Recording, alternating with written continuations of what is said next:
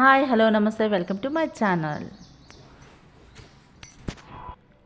మనం ఈరోజు ఏ టాపిక్ గురించి డిస్కస్ చేస్తున్నామంటే శారీలో వచ్చిన బ్లౌజ్ పీసు మనకి సరిపోదు కదా, సరిపోనప్పుడు ఎలా కట్ చేసుకోవాలి, దాన్ని ఎలా అడ్జస్ట్ చేసుకోవాలి అనేది ఈరోజు మన టాపిక్. మన టాపిక్లోకి వెళ్ళే ముందు మన ఛానల్ అయితే మీరు సబ్స్క్రైబ్ చేసుకోండి, మన వీడియోకి ఒక లైక్ చేయండి, ఎక్కువ మందికి షేర్ చేయండి. ఎందుకంటే యూట్యూబ్ చూసి నేర్చుకునే గృహిణీలు కానీ మన సిస్టర్స్కి చాలా యూజ్ అవుతుందన్నమాట. ఒక్కొక్కసారి శారీస్ మనం ఎంత కాస్ట్ పెట్టుకున్నా కానీ దాంట్లో బ్లౌజ్ పీస్ అనేది చాలా తక్కువ వస్తుంది. అప్పుడు ఎలా అడ్జస్ట్ చేసుకోవాలనేది ఈ వీడియోలో మనం చూపిస్తాను. Let start video.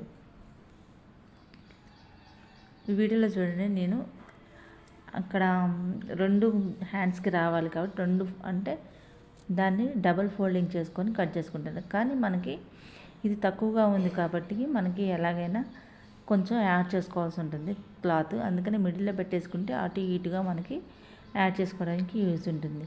మనది ఈ కలర్ పైన అనేది సేమ్ కలర్ కాబట్టి ఆ కలర్ వరకు నేను కట్ చేస్తున్నాను. ఎందుకంటే ఇటు సైడ్ వేసినా కానీ వేరే కలర్ వేస్తే బాగుండదు కాబట్టి సేమ్ కలర్ కాబట్టి అంతవరకు పై వరకు కూడా కట్ చేసేస్తాను నేను.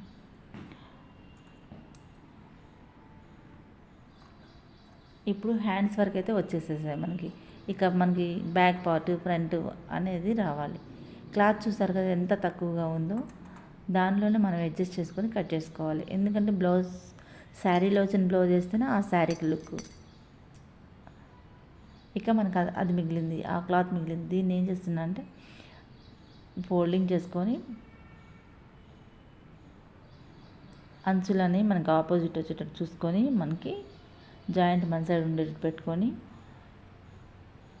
మనం కట్ చేసుకున్న బ్యాక్ పార్ట్ని దాని మీద వేసేసుకొని యాస్టీజ్గా కట్ చేసుకోవాలి.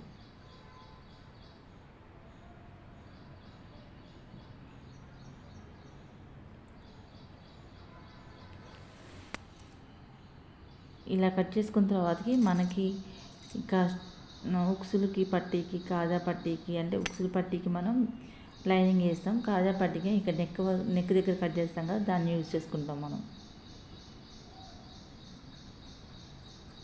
యాస్టీజ్గా కొంచెం మనం ఖర్చు ఉంచుకొని కట్ చేసుకుంటే మనకి జాయింట్ చేసుకునేటప్పుడు ముడతలు రాకుండా నీట్గా ఉంటుంది అన్నమాట. తర్వాత జాయింట్ చేసుకునేదానికి ఆ ఎక్స్ట్రాస్ అనేది మనం కట్ చేసుకుంటాం. నెక్స్ట్ మనకి మిగిలింది అదే క్లాత్ మిగిలింది, ఆ క్లాత్ మాత్రమే మిగిలింది.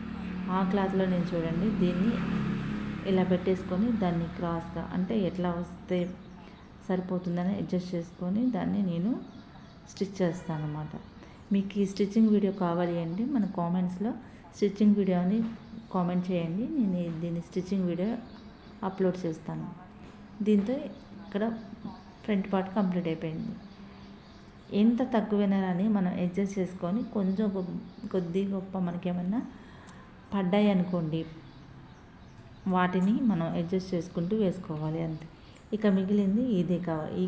ఇంకా మనకి షేప్ బెల్ట్ కావాలి కదా, ఈ షేప్ బెల్ట్కి మనం పైన హ్యాండ్స్ తీయంగా కొంచెం మిగిలింది. ఆ కొంచెం అనేది దీన్ని నేను షేప్ బెల్ట్కి యూజ్ చేస్తాను అన్నమాట. లైనింగ్ క్లాత్లోనే షేప్ బెల్ట్ కట్ చేసేసుకొని దీని మీద వేసుకొని చూసుకోవాలన్నమాట. అప్పుడు కరెక్ట్గా సరిపోతుంది. మనం కొంచెం కూడా క్లాత్ అనేది వేస్ట్ చేయకుండా కట్ చేస్తే ఖచ్చితంగా మనకి ఎంత తక్కువ వచ్చినా కొద్ది గొప్ప జాయింట్స్ పడ్డా కానీ మన క్లాత్ అయితే సరిపోతుంది.